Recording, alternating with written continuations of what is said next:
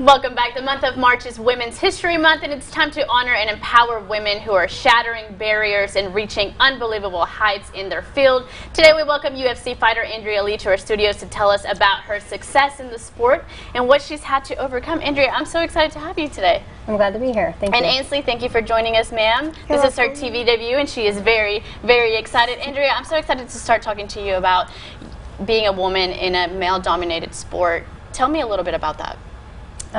Well, it is mostly made up. Mostly men are in the UFC, and mostly men fight in MMA. There are a lot of women that are now starting to take up the sport and starting to take it more seriously. And women are actually very great at it, actually, and they're super excited to watch. Let me start over. No, go ahead, keep going. I feel like a cough coming on. Women are super exciting to watch in the sport, and not only that. It helps to build confidence and security. Yes, so we want to talk about empowering women, but what are some of the things that you've had to overcome in the sport as a woman? Well, I've had people tell me that it wasn't something that I was going to be able to do or make a career out of. They said that I wasn't going to be able to make money or a living out of it, and I've certainly proved them wrong. Yeah, you definitely did. Yeah, so tell me a little bit about your time in this sport. What have you been able to accomplish? I've accomplished quite a few things. I'm not the best at remembering everything. You know, in sports and as an athlete, you always remember your losses more so than your wins. And I've had a lot of wins and a lot of things that I have accomplished I'm super happy for. It's just, like I said, I remember my losses more than anything. But I've won the Legacy World Championship in a professional bout for Legacy. I've also defended it, and I've also was the LFA champion, and wow. Well, I defended that as well. And you know, I've won a lot of World Muay Thai tournaments, and I've accomplished many things in the world of jiu-jitsu as well, and in boxing. Yes, definitely. So I know that UFC is a solitary sport. It's you in there against your opponent. Tell me a little bit about the things that go on in your mind whenever you're up to fight and you're trying to defend a title or trying to, you know, essentially win. The main thing that goes through my mind is my daughter. You know, yes.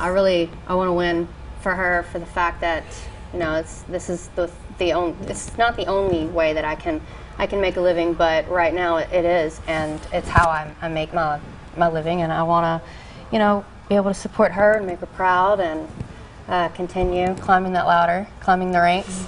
Yeah. Do you teach her? Do you train her a little bit? Do you want to get into UFC someday? Maybe. Maybe. Yeah. She's kind of she's on and off about it. You know, she's a girly girl, but she loves to be a tomboy too. She loves to play sports. She loves to be rough. Every now and then she, you know, tells me that she wants to go back to wrestling practice, and she also works with. She's been working with me, and you know, she's worked with her dad too. It's just been a little while. She's not really all about it exactly right now. You know, she's a kid. She wants to have fun. Yeah. So what is some advice that we could give, you know, kids out there who maybe want to think about the sport? You know, girls, they don't necessarily have to go into dancing or just the, you know, cookie cutter sport for girls. They can try UFC. What would you say to them?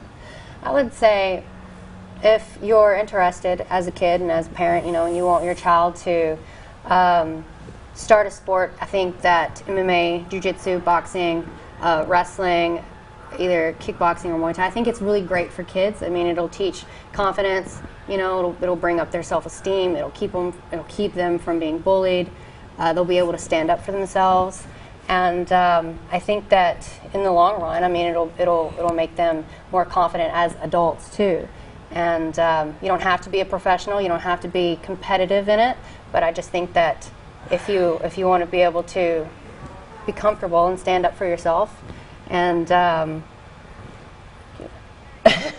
her, I really want her to be able to defend herself. You know, if someone ever tries to mess with her. Yeah. You know, as a woman, as myself, and a little girl, you know, there's a lot of predators out there in the world, and I think that, you know, you don't want to be prey. You know, you'd rather be someone who can stand up for yourself. Yes. Well, thank you, ladies, so much for joining us today. Thank you, Andrea, and so proud of you of everything that you've done. Yeah. So keep on fighting, and I hope you keep on winning. You got to remember those wins too, though, because you've done some incredible things. Thank you for joining us. Thank you. Stick around. Easter is right around the corner, and we have some gift ideas for you. Stay with us.